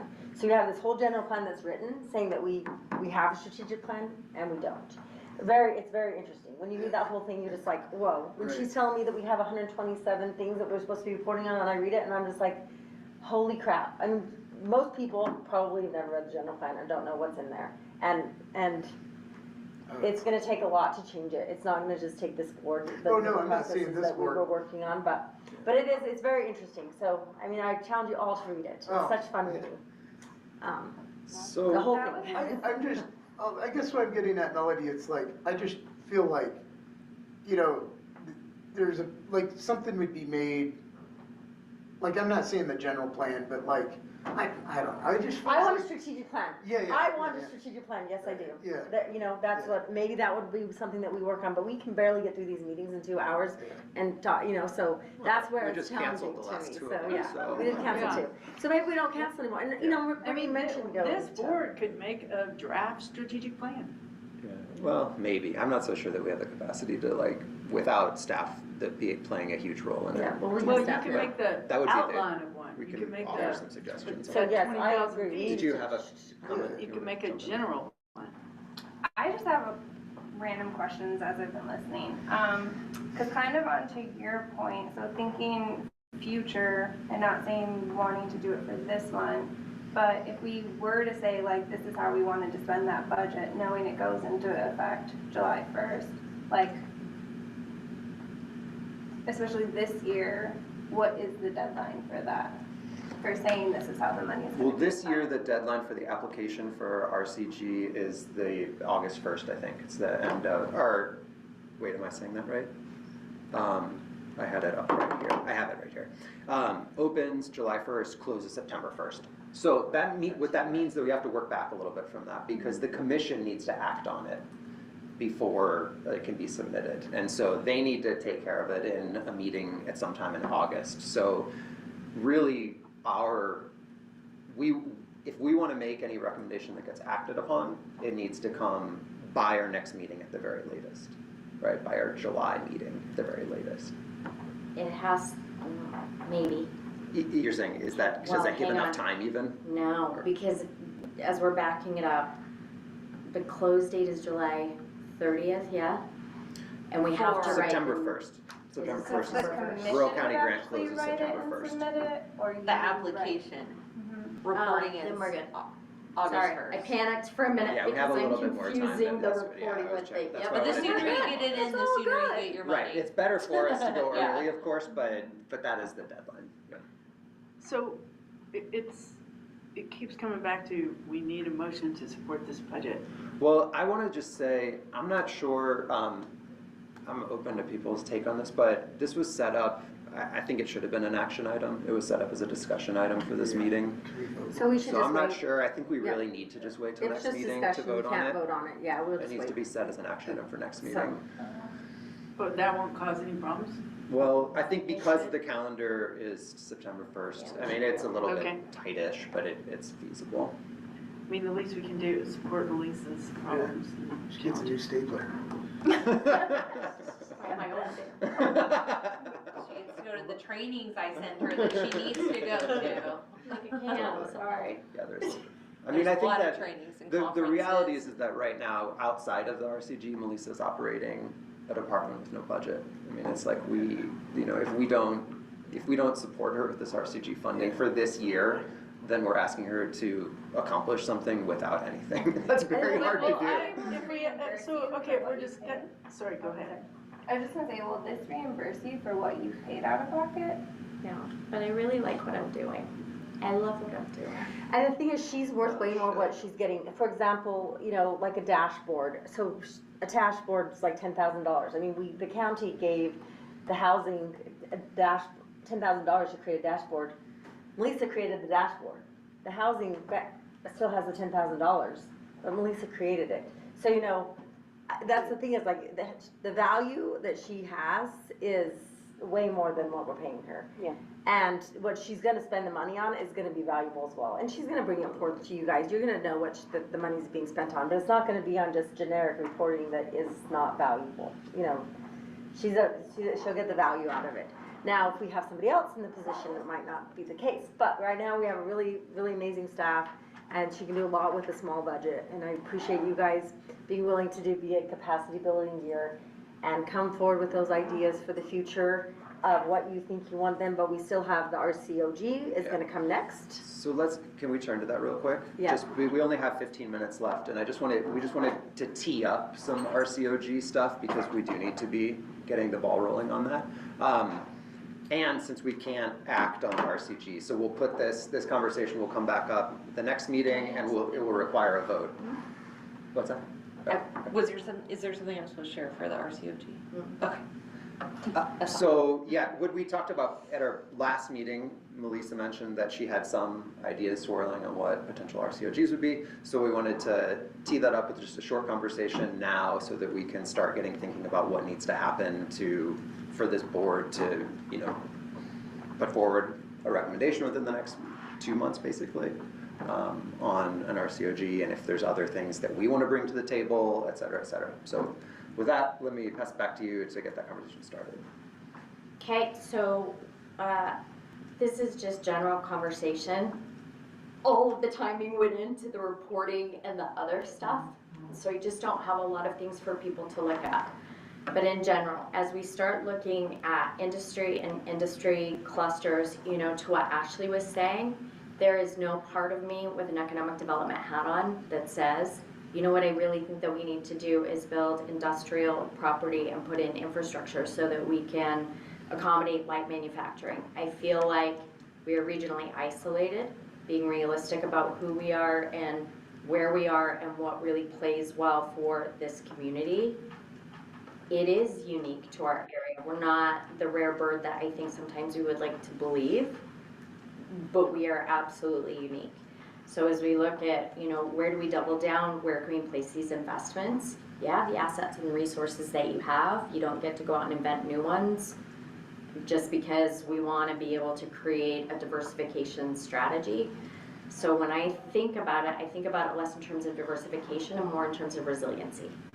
So we need to be more resilient by spreading out all of the eggs, and it doesn't mean that we need to go out and reinvent 3 different baskets that aren't necessarily a fit. It means that we have to work with what we have. So in meeting with Commissioner McCandless and Jen Sainoff at the hospital, in looking at the last $250,000 reports that we commissioned for an economic development strategy and plan that did get adopted, we know that healthcare and wellness have that adjacency to tourism and really leverage a lot of the same assets, which are, listen, this is a really beautiful place. If we double down on wellness within our community and what we have to offer and how this is an outdoor recreation community, what are some of the assets that we have that are unique to us? One of the assets that we have that are absolutely unique to us is we have a level 4 trauma center. Other rural communities do not have that. So to be able to have surgical suites, that's not something that you're going to find in most rural communities. So when we look at clusters, being able to double down on healthcare and wellness as an industry cluster and seeing if we can't start to measure and get some results and try some things and tweak some things and see how those come out, healthcare really feels like a good industry for us. In talking with the hospital, she is really working to recruit an orthopedics practice. So some kind of a world-class orthopedics practice where, you know, we can have destination things like that are adjacent to that outside of an orthopedic practice, for example, could be elective surgery. This could also be a place where we could use those surgical suites and have some types of recovery centers. The other things that could be interesting around that are what kind of physical therapy and rehab. So would, for example, the Tosh organization along the Wasatch Front be interested in having some sort of a destination practice here where the miles of paved trails that we have can be incorporated into physical therapy practice? So that's one side of things. As we look at the economic mobility part of things, one of the biggest challenges for economic mobility that's hitting Grand County really hard is that if you are a transplant from outside, you are increasingly making a higher income and having economic mobility. If you are a person who lives here, has resided here long term, or were born here, your chances are pretty abysmal. So how do we say we're going to cultivate workforce or create opportunities for people who are living here currently that would map to those types of opportunities that come in? So one of the things that we would be really interested in trying is doubling down and partnering with EDC Utah and doing a lot of work around crafting a profile for Grand County that says if you are doing rural healthcare research, if you are doing rural aging research, if you are interested in destination orthopedics or elective surgeries or any of these types of things, we have an amazing airport with daily connection to Salt Lake City and to Denver. We've got a boatload of capacity in terms of built infrastructure for the visitation economy. We've got a level 4 trauma hospital that has surgical suites, has recovery capability. This is the perfect place for you to come and start your physical therapy practice, your elective surgery practice, your orthopedics practice. And what Jen had mentioned is once that orthopedics practice is in place, to be able to do that marketing and that advertising around now, how do we help you build your practice? How do we help you build your physical therapy practice? The thing that's really interesting about that approach is with USU, we also have an opportunity to train our workforce in conjunction with that. So whether that's rural healthcare, aging, physical therapy, working as an aide, how do we map our programs to what we're trying to build? So if we double down and we say these are the types of industry clusters that we're trying to attract, how do we develop our workforce at the same time so that our kids who are graduating from high school can go take those tourism jobs and they can get those cash tips and all the things that are now luring into that, but they're also getting certificates, degrees, and building out skills at the same time that would help them develop a career in an industry that we're trying to attract. So really high level with the time that we have, that's one of the things that would be a really interesting RCOG. One of the communities, and I can't remember, I want to say it wasn't Kane, maybe it was Garfield, was talking in our meeting last week that their RCOG is all about We don't want people to come and visit here. We've got enough visitors, we've got enough tourism, our TRT funds are taking care of that. What our concern is that we don't have enough taxpayers as a property tax base. So what we want to do with our COG, and I think they're in process, their commercial is like mostly produced now. They wanted to do a huge campaign about why this is a really great county to live. This is definitely. Who's they in that sentence? Sorry. Garfield County. Oh, the county. I Garfield, see. yeah, so it's Okay, another so- county. Right. So ours would sort of be parallel to that, but instead of come and live here or whatever, this is the great place for you to come and do your research in this specific area. Like there have been a lot of New York Times articles recently around rural healthcare because of the funding that has been made available, and people are relocating to do research. They're starting all of these different projects. The interesting thing about Grand County is that we're kind of redefining rural because you can actually get great cocktails here and you can go get a massage because of the tourism industry. We've got a lot of depth. We've got an airport where you've got daily flights. Not every rural community that you go to is going to be able to offer those things or have those things available. So I think these are good ideas. The challenge with this is always, this is a government conversation, and what you're looking for is entrepreneurship. I mean, or business people who want to execute on these strategies. And I just wonder if we shouldn't be asking our business people more about what ideas they have and what they see as their opportunities to grow a business. I mean, when we created Outer Bike, the whole idea was to bring the entire bike industry to Moab once a year. And, you know, that was just how we were growing that piece. And in my dreams, it would have been, some of those companies would have started doing some more R&D here. We were hoping Specialized was gonna pay for a building at USU. Like there was a next level commitment to it that would create jobs and bring all kinds of cool projects like that. And then the pandemic happened, so whatever, forget it. But I think that like government can have ideas, but the business people in town have to actually be ready to execute on those kind of things. So it might be worth it. We could even just do a little outreach to see who's got ideas, not like funding like these small businesses that we are trying to help, but what are the ideas? I mean, I don't know what, Rebecca is doing all this stuff with local food, and there's just other categories too that could be really interesting, that could, that we could have growth in and expertise, and along the lines of what you're saying. I think that's not a bad idea, but I think there might be others out there too that we could look at.